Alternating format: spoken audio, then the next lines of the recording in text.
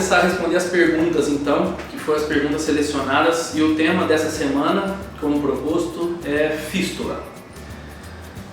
Primeiro eu vou falar um pouquinho de fístula. Fístula é a coisa mais temida que um cirurgião pode ter. Quando fala em fístula, a gente chega a arrepiar os cabelos da careca, porque é realmente uma coisa muito complicada.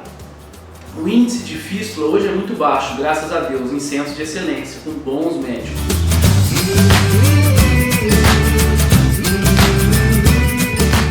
Na verdade, a fístula, ela se desenvolve quando pode ter uma série de fatores.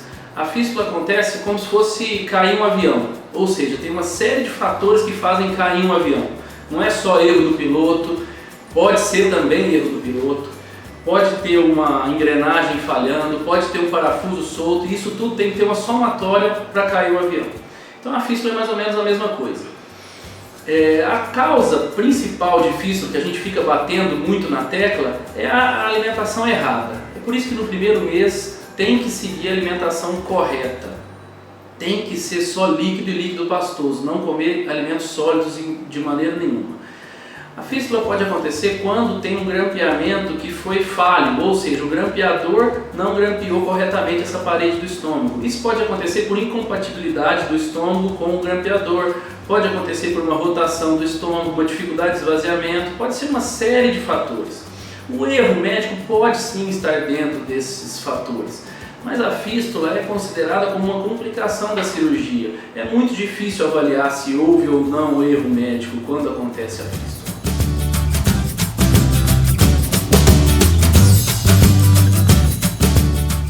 Imagine aqui que a gente tem uma fístula, que é um vazamento desse grampeamento aqui. O estômago está grampeado, certo? Se vazar alimento por aqui, comida ou secreção gástrica mesmo, vai formar uma fístula. Não tem um tempo exato, isso depende de paciente para paciente, depende do tamanho da fístula também.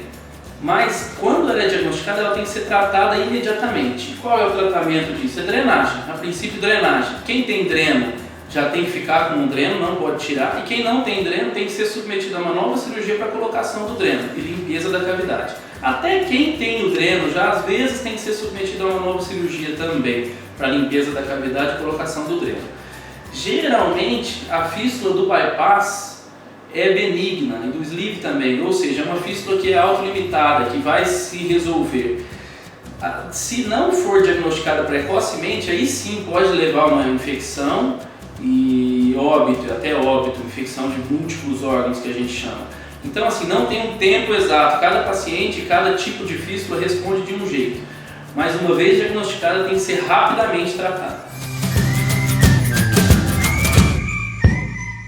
Geralmente não causa fístula. O que causa fístula é alguma coisa que vai forçar a costura do estômago. Quando você faz um esforço físico, você geralmente não força a costura do estômago. O que acontece com o esforço físico é forçar a parede abdominal, os pontos do abdômen, que pode dar hérnia, dor, pode esgarçar um músculo, isso pode acontecer. Mas esforço físico geralmente não causa fístula.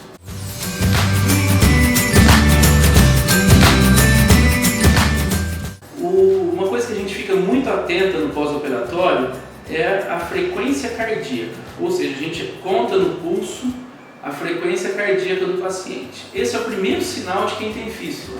Uma frequência cardíaca acima de 90 a gente já fica um pouco preocupado. É claro que isso pode estar relacionado a outros fatores, como dor, por exemplo. Dor no pós-operatório pode aumentar a frequência cardíaca. Geralmente, quando tem dor, não passa de 100, 110. Então, se a frequência cardíaca está acima de 90, 100, a gente já fica atento.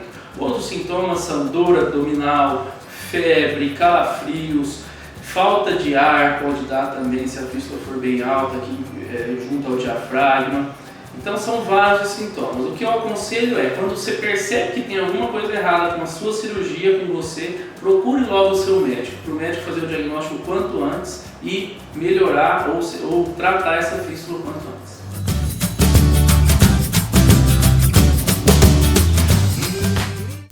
A fístula mais comum é entre o quarto ou quinto dia até o sétimo ou oitavo dia de pós-operatório. Esse é o período mais perigoso.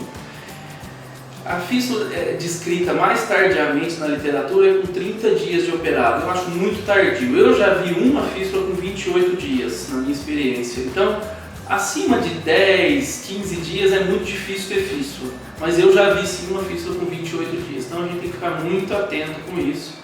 Esse é o tempo máximo, 30 dias. Depois de 30 dias pode ficar bem tranquilo, provavelmente não vai dar mais fístula.